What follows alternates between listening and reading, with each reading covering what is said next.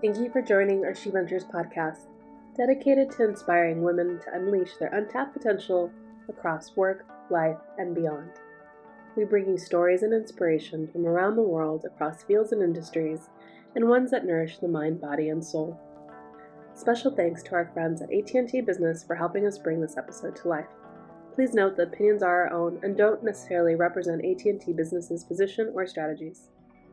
Now let's learn how Martha Yolanda Diaz went from idea to reality with Itacate Foods, bringing Latin food to the Backcountry. Hi, everybody. Thank you so much for joining us. I'm Georgina Miranda and founder and CEO of She Ventures. And we're joined here today on the She Ventures podcast with Martha Yolanda Diaz, founder of Itacate Foods. Thank you so much for joining us, Martha. Yeah, thanks for having me. And Martha is in an exciting part of her founder journey because she literally just went live with her product. September. Yeah, end of September. Yeah. Amazing. So let's share a little bit with our audience. What is Itacate Foods? How did this whole idea start? A little bit of your founder journey. Yeah. Oh my gosh, so many layers there. Itacate Foods is a brand of Latin backpacking food for adventurers with great taste and strong values. So I started this brand because I didn't see, I started backpacking in my late 20s with my girlfriends who are also Latinas, and we just didn't see our culture reflected in the backcountry menu. And so I had been backpacking, not backpacking, but like just going outdoors, hiking and doing things like that with my family since I was little, since we came to the US from Mexico. And the outdoors just became a really big part of my life and just a big resource. And I didn't start backpacking until, like I said, my late 20s with my girlfriends. And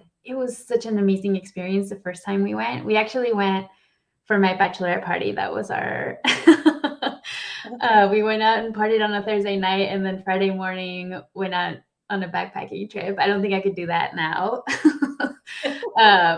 But it was such an amazing experience, and it was so magical. And it was something that we decided from then on that it was going to be part of our lives. But admittedly, backpacking, like a lot of activities, is a type 2 fun activity, right? Where in the moment, it might not be as fun and it might be painful, but then in hindsight, it's so fun and amazing. So to be in an uncomfortable situation and then to have food that you don't typically eat at home is like a double whammy of discomfort, as you might have experienced before, Georgina. Yes. Yes, I'm like, why am I eating? When you get to the campground and you're starving because you've been working so hard, you want to eat something you really enjoy, right? Yeah, and it's like, why am I eating this food that like I don't typically eat at home? And it wasn't until I read an article from the Seattle Times, this is a while ago now, where they ranked they ranked the best backpacking meals at the time. And the conclusion was, well, these meals that we think are the best are not necessarily amazing tasting, but they're flavors that are nostalgic to us. So we have that connection to that food. And reading that just blew my mind because it hadn't crossed my mind that someone could have that connection to the food options that existed at the time. And I thought, like, why can't we have that, right? Why can't I have that? Why can't my girlfriends have that? And so in 2020, during the Great Resignation, I quit my job, which was so stressful. And, I didn't have anything lined up, and I was at a crossroads. And what were you doing, by the way, just to give our Yeah. viewers and listeners some sense of what your background was? Yeah, I'm a scientist by training, so I'm a toxicologist. So I was doing like product safety, project management type of work for a company that makes consumer packaged goods in like the disinfectant, antimicrobial space. And I was in the regulatory team. So it was, like I was basically the one that was keeping the teams from launching products. And then at the time, during the peak of shelter in place and the pandemic, everybody wanted disinfectants. And so it was just a really stressful situation. And yeah, so then I had to, for my own health, had to quit. And then I found myself at a crossroads of like, okay, do I continue down that path or do I start something of my own? And I took a month off. Luckily, I was in a very privileged position where I could do that. And I found myself going outside every day and just processing, everything from like what had happened with my job to just like things in my life. And man, like I really started thinking about what are really the things that I'm passionate about, what are my values, what are my skills, and the thought of like starting a Latin backpacking food brand with a give back to increase participation in the outdoors, like that just like really motivated me. And it's something that I found, I was just very excited about. And so, like, give us a sense of timing, because I think it's always interesting for, a lot of our audience are also people that are maybe like searching in their journey of Yeah. what is their purpose, what's best for them. Maybe that turns into a business, maybe it turns into something else. But Mm-hmm. giving that sense of time, like I love that you took the month completely off, because I often tell anyone that I'm coaching or consulting for that sometimes a pause is more powerful than another step. Like Yeah. sometimes we need that time to Right. just really connect with ourselves and remember Yeah. what's important to us, who we are. Mm-hmm. And so what was the timeline from, you're on the bachelorette trip, this idea is already like seed is planted, to now you're taking a step away from your, previous career, to actually starting to take the first steps to create Itacate. Yeah. I mean, it was a long timeline. That's Yeah. okay. Yeah. From when I first thought about having, like the world needs Latin backpacking food to when I actually started working on it, it was probably like 5 years. Okay. Um, but at the time when I first thought about it, like I didn't have all the skills. Like really, like my journey took me, like if I hadn't been in that job where I was in the consumer packaged goods, in these all these launch teams, right? With marketing people, with product formulators, with legal, like I don't think I would have had an idea of how to go about something like this. Hmm. And I could have maybe still done it, but it just would have been that much harder. But from when I started working on it seriously, which was January 2021, to when I launched, which was September 2022, it's like almost a year and a half. So, Yeah. and when I started, I was like, oh, this will take me like 3 months tops. Like it'll be real quick.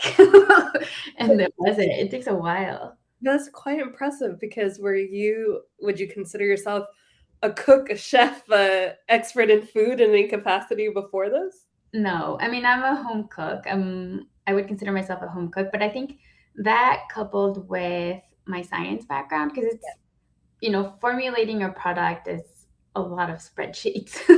So the way I would start was, I started with a bunch of recipes that I thought would work given like the constraints of the technology or whatnot. And then recording, like weighing everything I was using, and then taking that back to a spreadsheet and then calculating all the calories and back calculating like what is it going to dry to and all that stuff. So that was kind of a long process, but the formulation I think was not the easiest, but what I knew how to do best because of my background. I knew what had to happen then, but the business side I think was the struggle for me because I don't have a business background. So tell us a little bit about that, because I think that sometimes, for any founder, we're never going to have all the skills we need to launch Mm-hmm. the entire business. Right. That's just not the point of business either, right? It's to lean on others that have the expertise and learn and grow and build something together. And so it can be really daunting to be like, I don't have all the skills, like I don't know where to start. Yeah. So, what were some things that gave you that vote of confidence, or where did you go for information, and how did you kind of just again start taking those first steps? Yeah. I mean, I joke that having had that experience in the consumer packaged goods industry gave me enough knowledge to know enough confidence to go for it, but I didn't know enough to not go for it, if that makes sense. Well, you wish for, because it's funny, we were talking before we got on this podcast together. We're talking about our love for mountains and backpacking and all Yeah. these good things, and the type 2 fun that you just mentioned. And Mhm. businesses can be type 2 fun too. Oh, for Founder sure. life is just like Yeah. climbing a huge mountain like every Mhm. day. Yeah. And when I started, I almost felt like I was blindfolded, right? Like what it wasn't executing, it was like figuring out what the next step was in order to execute it. And so at the beginning was very slow, and I was literally going on Reddit asking folks like, okay, so how do I make it so that my home address is not on the packaging? Like, what do I do? And then I found this wonderful community called Startup CPG. Okay. Um, and it's a Slack community of, I think, 10,000 members now. And I recommend it for anyone who has a food packaged business. And there are so many other founders and so many resources there. And I would just then go ask a question and have like 10 people answer from their perspective. And it got me moving much faster. And along the way, I made it a point to reach out to folks on LinkedIn and to keep networking, just as I would if I was looking for a job. And I think those connections really paid off. No, I can't, stress that enough. I think having some kind of trusted circle of fellow founders or experts is really just imperative for any business owner because Yeah. it gives you also a safe space to ask these questions. Mm-hmm. And, if there's some really big challenging problem in your given field industry, it also gives the opportunity to potentially collaborate together and solve for these things together. Yeah. So, yeah, amazing. So you now, took it from literally an idea to figuring out maybe folks listening that don't go backpacking don't realize how this food works. Oh, So right. I want to be a little mindful of that. Like, let's share with folks a little bit of basics of, it's beautiful packaging that you've designed, and we'll talk a little bit more about the brand, but how it's meant to be used, and just in case that we have folks listening that are not into backpacking or camping or other things that they Yeah. might be dehydrated food. Yeah, so this is a unique category of food where when you go backpacking or do any kind of backcountry activity where you're carrying literally everything on your back, everything has to be really lightweight. And so this category of food is dehydrated, freeze dried, and it comes in these pouches. And folks, when you're ready to eat, like they'll boil water and then add it to the food, wait a few minutes, and then eat. And yeah, like I said, historically, the kinds of meals that have been available in this category reflect the lack of diversity in participation in these backcountry activities, and honestly, in the industry as well. Definitely, and I am thinking of all the backcountry food I've had on climbs, or like anything from ramen to spaghetti and meatballs sounds really familiar, or like some kind of pasta, like, and the options also Yeah. of what your appetite is for, because if also people spend time in altitude in other places, sometimes you really Mhm. do want things you're craving because your stomach Right. might not want just anything. Yeah. Sometimes you're Yeah. just starving, but sometimes you actually do want that comfort food that's actually gonna go down well. So tell us, what are Right. some of the what's part of this first launch? What are some of the flavors that you have Yeah, so used? I launched with three meals. One is the first one, and the bestseller is chilaquiles, and that's Mm. something that we and my girlfriends and I just like daydreamed about having chilaquiles in the backcountry whenever we would go backpacking. Yeah. The second one is so that's charge of chilaquiles. The second one is sunset caldo, which is caldo tlalpeño. I'm from central Mexico, and that's like a really like popular dish down there. Mm. It's a chipotle based caldo with rice, garbanzo beans, chayote squash. Um, and then the third one is my mom's recipe for lentil soup. We call it campsite lentejas, and it's lentils with bits of potato and yeah, tomato and cilantro base. That sounds delicious. I need to have some for my next adventure. Yeah. And so tell us like a little bit then about the cultural significance. You've told us that you came to the US from Mexico. The food obviously is something that came to your mind when you were out in majestic nature. It didn't escape Yeah. you. It was definitely front and center. So, yeah, just share a little bit more about the cultural significance for you and how that's really made for the brand itself too, and what you want it to represent and how you want it to bring community together. Yeah. I mean, I think especially in this category, like I mentioned before, because there is such a lack of diversity, I find that there is a lot of cultural appropriation in this space, and maybe it's not intentional, but it's not representative of, it's not a good representation of our culture. And so I wanted a brand that other Latinos could be proud of too, right? And I wanted it to be, I wanted it to be like really in your face and like really proudly Latinx, if that makes sense. And so, yeah, that's why I wanted to be unapologetic. And so that's why I chose the name Itacate, because it's a very literal name from, it's from the Nahuatl Itacatl, and it means food for the journey, literally, but it's also a word that's very commonly used when you go to a gathering and you're given a bundle of food to take home. That's an Itacate. Okay. And so, yeah, that's why I decided on the name. And then the logo really, my brother's a graphic designer. So we went through a lot of iterations and he did the design, which I'm so happy with. Beautiful. Thank you. It's an alebrije, which is also like such a big part of the culture. And it's fantasy. Alebrijes are fantasy based on reality, right? And to me, like that's what this brand signifies. Wonderful. And for hopefully other people to see themselves out in these spaces and enjoying this food, right? In Yeah. a way that's meaningful to Yeah. them as well, like you. Right. And to see people enjoy it that are not in our culture too, it's like so mind blowing. Hmm. Well, Yeah. because there's beauty in diversity, right? I Yeah. mean, that's the thing. I think that's all of us bringing our different piece of magic to the world in different ways. Yes. And so food is such a beautiful thing to connect people Hmm. and, share a bond. So I love it. And I can see a lot of people also that have spent a lot of time in the outdoors eating maybe the same of the same of the same, being very excited that Yeah. there's a new different option in town. Yes. And so right now, how do people order your product? Online mostly? Yeah. So right now people order product online through our website, itacatefoods.com.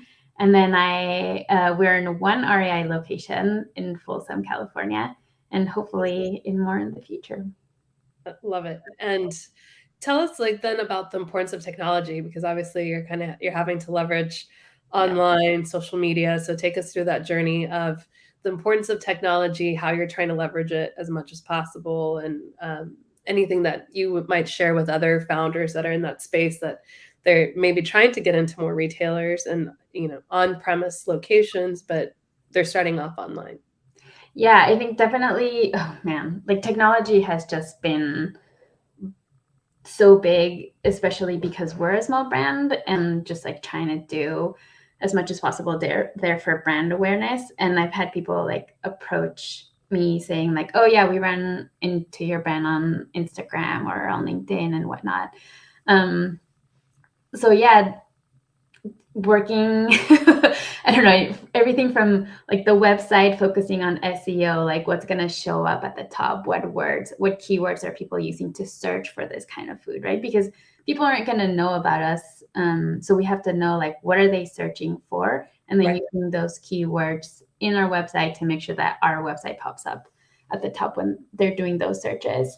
In social media, I would suggest folks launch your social media before you launch your product so that people know about you and what you're trying to do. And I think people just love following the journey and Yeah. getting like the behind the scenes look of like how you're doing this, why you're doing this, and then they feel like they're a part of it because they are. And I manage the social media. There are a couple other folks now who helped me out with that too. But there's people who I've never met in real life, and I know them very well through social because they're always liking our posts and sending us DMs and things like that.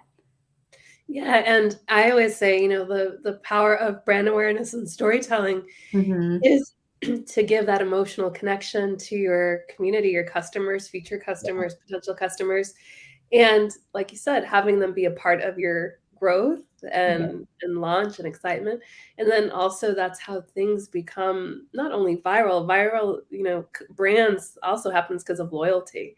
Right. And loyalty comes from trust and from really knowing who's behind the company, who's behind this brand, Yeah. what does it mean? What does it make me feel? How do so I think you've just done such a beautiful job with all of that. Thank And that's why we're you. so excited to invite you to share your story and help hopefully be part of that brand awareness journey. Yeah, thank you. And I think it's also an opportunity to like paint a picture of what you want the world to be like. It's like your little world, right? So to me, like I take for example, our Instagram as an opportunity to say, let's redefine who the aspirational outdoorist is, right? Mhm. It's not the images that we had been fed forever and that made me personally feel inadequate about trying out backpacking because I thought like, oh, I'm not hardcore enough, or I don't have like the fancy enough equipment or whatnot. It's like, no, people that look like you and people who look like me can do these type of things too. Definitely. Mm-hmm. And enjoying the outdoors means something different for everyone. Oh, yeah.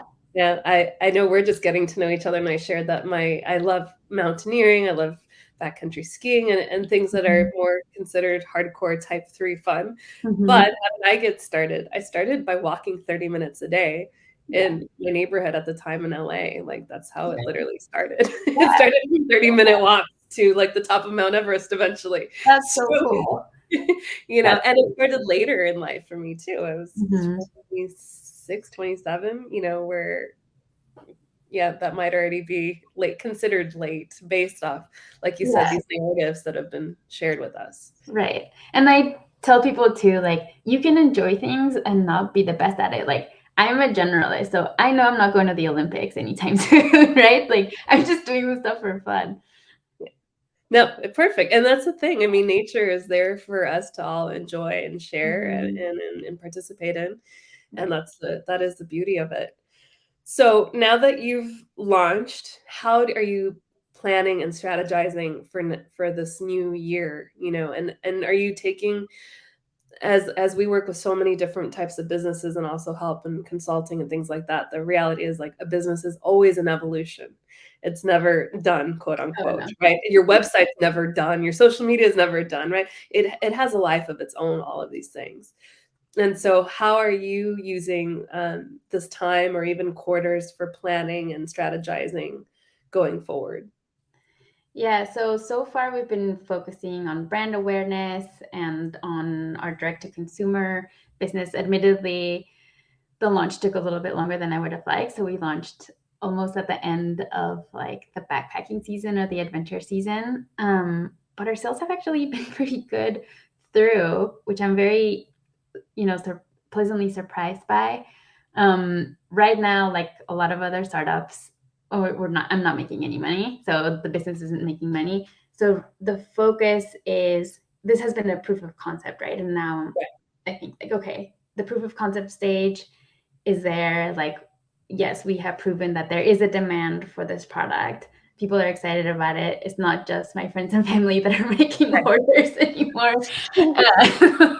There's actual people that I don't know coming through making orders. And so the next stage is scaling and figuring out like a path to scale and a path to wholesale, because a lot of folks a lot of folks don't buy their food for these type of activities like way in advance. It might be like something a little bit more spontaneous. And so getting Mhm. to wholesale, I think, is the next step. Yeah. Mhm. And right now you're selling direct from your website. Are you leveraging any other online platforms or anything like that for third-party sales? No, right now only through our website, and mainly because we're not scaled enough to be able to take that wholesale hit. So wholesalers will take 40% Right. of your margins, and so you have to be able to make money off the 60% that's left. And we're not quite there yet. Yeah, and so, another part of your amazing story and so many diverse founders, right, is that if you look at the percentage of women that get investor funding, it's low. Like it's never been above 3%. Right. And the numbers fluctuate between like 1 point something and closer to 3. And then when you look Mhm. at women of color, it's even less. And so how are you navigating that space? Is that an area of focus for you? Yeah. Right now, I'm not seeking like venture capitalist investment just because I think it's too early. We're still in the proof of concept stage. I only have 3 SKUs and I'm not ready to give up that control yet. I think it's been so nice and really like I think if I had a different type of business where it was like hardware or something that was like super expensive to make, that might be another story. But right now, I think I can, given the forecast that I've developed, I'll be able to bootstrap for as long as possible, and then get into that kind of investment situation down the road. But I personally want to hold off on doing that for as long as possible because I'm not ready to give up control. I mean, it's so nice to be nimble and make my own decisions. And I also didn't mention earlier that I didn't mean to be a solopreneur. Like I see other founders who have co-founders and they're like, oh man, that sounds amazing. There's 2 of you. But at the same time, it's so nice to be able to just like be really nimble, like I said, and make decisions. And yeah. So right now I'm not looking for VC money. Perfect. And I love just sharing that perspective because we work with a lot of small businesses and there's a lot of different ways to Yeah. grow and start a small business. Yeah. And so it's really fantastic. You're already in one REI store. You're also part of one of their cohorts, right, for diverse founders. Yeah, correct. So RAI launched this program or this initiative called Path Ahead Ventures. And through that, they have 2 accelerator programs. One, which I was a part of in early 2022, which is Embark. And that's for founders who are pre-launch. So some folks came just with an idea. I had it like, I had Itacate developed a little bit further along, but folks all over the place, but all pre-launch. And then there's one called Navigate, and that's for BIPOC founders who are post-launch. And yeah, the network and the connection there has been great. Yeah, so I just want to encourage if you're a small business owner that's already launched or pre-launching, just really to focus on the power of partnerships besides Mhm. just the VC investment because it can potentially help you accelerate this proof of concept quite a bit. Yeah. And really, going back to the branding, claim a name for yourself in the industry, which I think you're doing. And that's really, again, credits to you because you did that pre-launch really like and as you were launching. And so it has this power of the brand and the storytelling that I think is really insightful for other people listening. Thank That you. Yeah. And having that social proof, I think having those connections and having that social proof goes such a long way. It just like opens up other opportunities. So for any of y'all like starting in the outdoor industry, but even like in other industries, like look up accelerator programs, grant programs, things like that, and put all that on your website. As seen in. yes. And so I love this because especially this year, I had a tour with AT&T Business, and we really did focus around resiliency, the power of resiliency, which I think any founder needs to have. And then also this power of not only building your personal brand, your business brand, but your personal brand.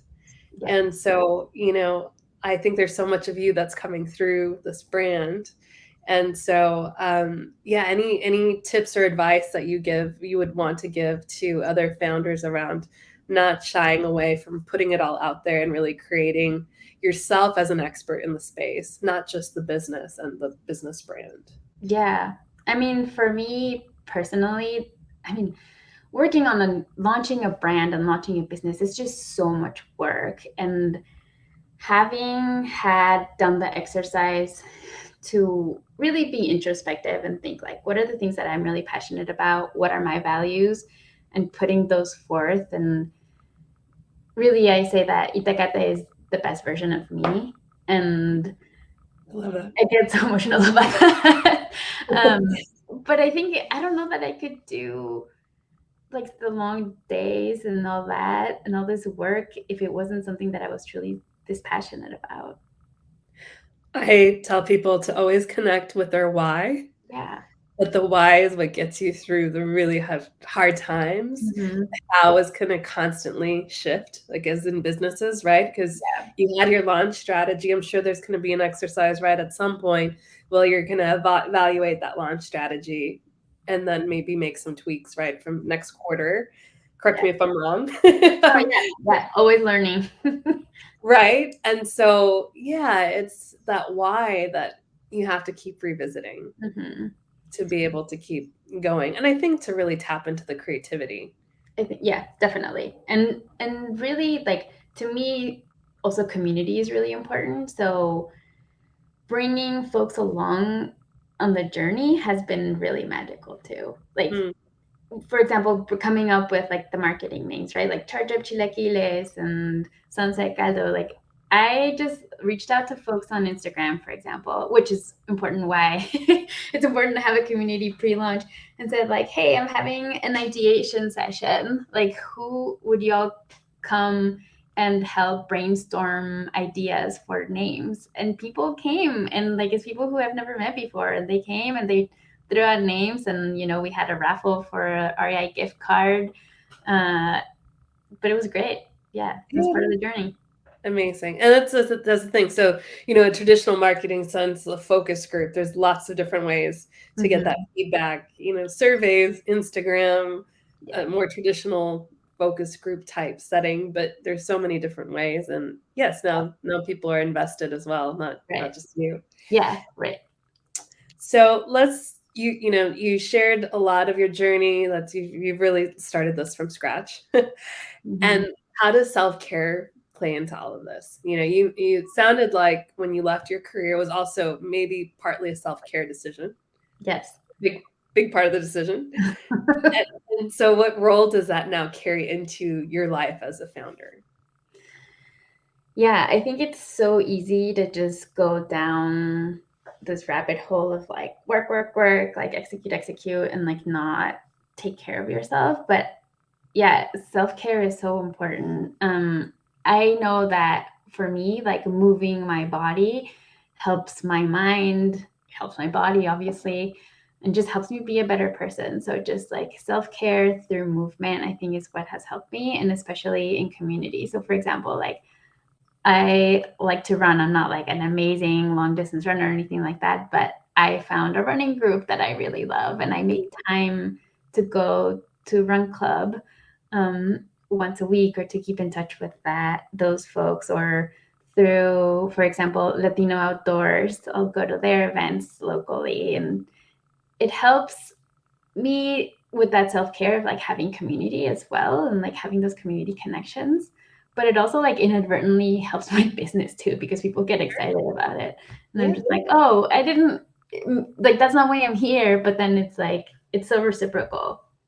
It is, and that's the thing. I think that that's one of the really wonderful things about entrepreneurship is that we get to really marry our values ourselves, Mm-hmm. integrate it into our work, and it doesn't have to be the separate thing if we Right. don't want it to be, right? That work is here, personal life is here. Yeah. Like in your case, as in a lot of times my case, like it's all interrelated and it's integrated.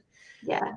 So yeah, I love to share that with people because we're all supposed to move at least 30 minutes 4 times a week. And whether you're climbing up the corporate ladder and pursuing your career in a different way, or as an entrepreneur, it's very easy to make up whatever reason why Right. that's not, there's no time for it. Mm-hmm. So I just like to remind people that keeping our minds and bodies strong is part of and our spirits strong is so Yeah. Yeah. important to be a good founder too. Right. And to understand too that self-care can show up in so many different ways, right? Like, it's not I don't know, sometimes I used to think like, oh, self-care means like taking a bath or taking a massage or going for a massage or something, and like then realize like those are not things that I actually enjoy. Like as nice as that sounds, like my first thought is not like, oh, I'm gonna draw a bath for myself. Like, yeah, to me, just like going on a walk or calling my grandma or something can be self-care too. I love that. Yeah, you have to make it your own journey for Yeah. sure. Well, as we wrap up, what any tips or advice would you have for anybody that's looking to launch their own business in this coming year? Yeah, I would say go for it. Don't let yourself stop you, right? And you don't have to take the same path as me where I quit my job first and then started on something. It can be incremental, but just as long as you're doing something towards it, I think it'll make you feel good. And yeah, get to know. I think that's something that I've been working on is getting to know, right? Just Get like to know, to explain get that a to little know. Yeah. So when you're negotiating bit. or making an ask, like something that I have a hard time with is asking, like not even asking for things, but like knowing what to ask for or asking for enough. Because that's something that I think culturally, or I guess maybe just in my upbringing, um, it wasn't seen as something positive to ask for things or like ask for whatever. But for example, this last summer for the launch celebration, I really wanted to have a women of color backpacking event. I thought that would be like the perfect way to celebrate. But I just didn't have enough of a budget to be able to host all these women, like if they didn't have their own gear and things like that. So then I reached out to RAI and I said, like, hey, would you this is what I'm trying to do. Would you be interested in hosting like the gear rentals? Yeah. And they were like, yeah, for sure. Like, what else do you need? So then to me, that signaled like, wait, I made an ask, but like, I didn't ask for enough. Like, I need to think bigger. Yes. Yeah. No, and I just tell people if you never ask, you never know. Oh, yeah. Right? So the worst that can happen is somebody says no. Yeah. But I think as a beginning, when you're starting out, it is also just helps you build those relationships and everything too, is just to understand uh, what people are willing to give, but also how that giving can also help them, right? And it's a Mhm. collaboration. Like Yeah. so this is why, again, going back to the partnerships, it becomes a really big thing. I always tell people to make their list of like their dream partners and then start crafting those emails. What does that ask look like? Start finding people that work there on LinkedIn. Yeah. Start building those connections because they take time. Right. Usually it's not like you ask and 10 minutes later you get it. Yeah. Yes. You have to foster those relationships. Yeah. And that's something actually that I did. When I was like dreaming of like what the product would be and where I would want it in stores, I thought like, okay, like for example, I know I want my product to be an RAI eventually. So while I'm formulating, let me reach out and see if there's information that I can get on like anything that they might not allow in their products or like, like Whole Foods, for example, has a list of like ingredients that you cannot have Okay. if you want to be in their shelves. And so then I went on LinkedIn and try to see like who in my network works there or second degree connections. And I was able to connect with someone and talk to them. And they happened to be in the Path Ahead Ventures program before I even knew about it. And then this person told me that they were going to be launching this program. So to be on the lookout. And then when it launched, the applications launched, they reached out and said like, hey, you should apply to this. I think you would be a really good candidate. And so, yeah, networking and yeah, you're in the driver's seat. Exactly. Well, I hope as you look towards next year, what can our community help with in the short term now before the holidays and, coming into the New Year's, or what would you like to ask of our audience? I mean, I guess, yeah, engage with us, share, amplify our brand voice. I think that would be very helpful. And maybe, yeah, ask your local wholesale outdoor stores to carry our product or just tell people about our product. I love that. Yes. We will be including all of your handles and website so people know where to follow along. And, anything else you want to share for us about the vision of this brand? You said that it's the best version of you, your business. It's the best version of you coming through, and what you hope that is in turns for also like the Latino community.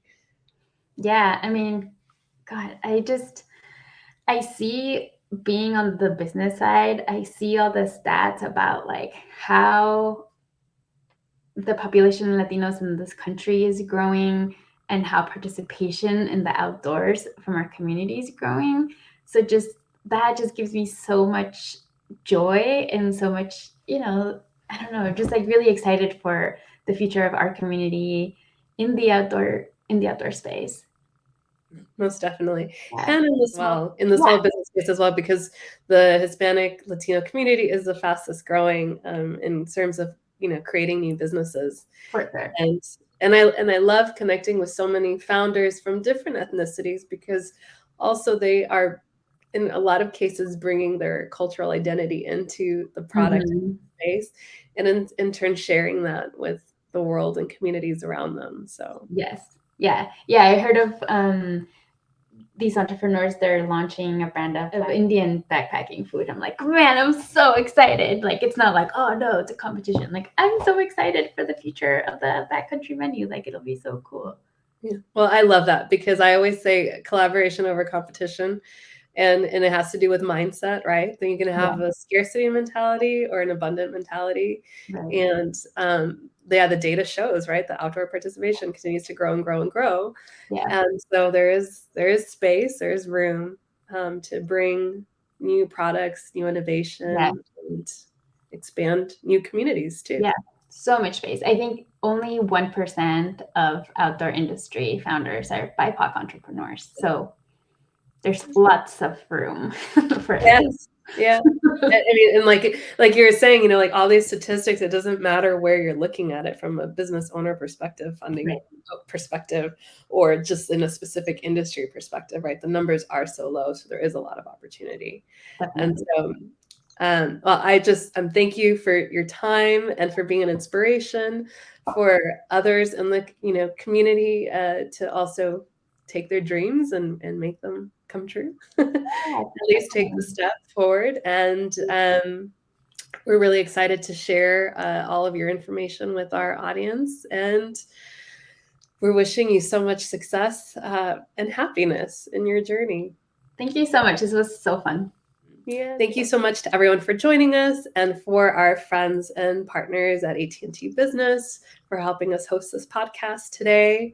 And if you want to learn more about Martha's journey and Itacate Foods, we're going to have all the links for you in the descriptions. And please follow them on Instagram, check out their website, place that order for your next backpacking, camping, outdoor adventure, and tell us what you think. Have a beautiful day and happy holidays. Bye, everyone.